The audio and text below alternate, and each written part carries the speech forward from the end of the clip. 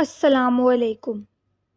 ایک مرتبہ حضرت ابو طلحہ رضی اللہ تعالیٰ عنہ اپنے باغ میں نماز پڑھ رہے تھے کہ ایک پرندہ اڑا اور اس باغ میں داخل ہو گیا، اور چونکہ باغ بہت گنجان تھا اس لیے اس کو باہر نکلنے کا راستہ نہ ملا۔ کبھی وہ اس طرف اڑتا اور کبھی اس طرف، لیکن اسے باہر نکلنے کا راستہ نہیں ملا۔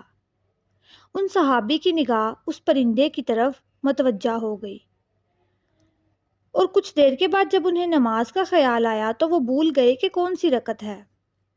انہیں بہت افسوس ہوا کہ اس باغ کی وجہ سے یہ مصیبت پیش آ گئی کہ نماز ہی بھول گئی۔ وہ فوراً نبی پاک صلی اللہ علیہ وآلہ وسلم کی خدمت میں حاضر ہوئے اور انہیں پورا قصہ عرض کر کے درخواست کرنے لگے کہ اس باغ کی وجہ سے یہ مصیبت پیش آئی ہے، اس لیے میں اس کو اللہ کے راستے میں دیتا ہوں۔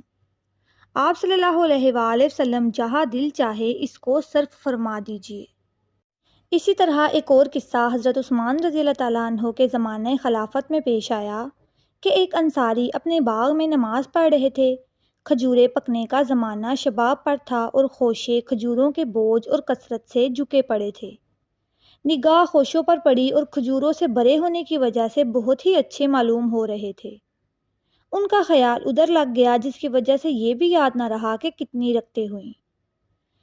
اس رنج اور صدمے کا ایسا غلبہ ہوا کہ اس کی وجہ سے یہ ٹھان لی کہ اس باغ ہی کو اب نہیں رکھنا، جس کی وجہ سے یہ مصیبت پیش آئی۔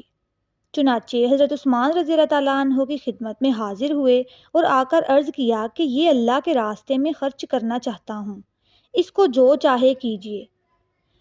تو حضرت عثمان رضی اللہ تعالیٰ عنہ نے اس باغ کو 50,000 میں فروخت کر کے اس کی قیمت دینی کاموں میں خرچ فرما دی۔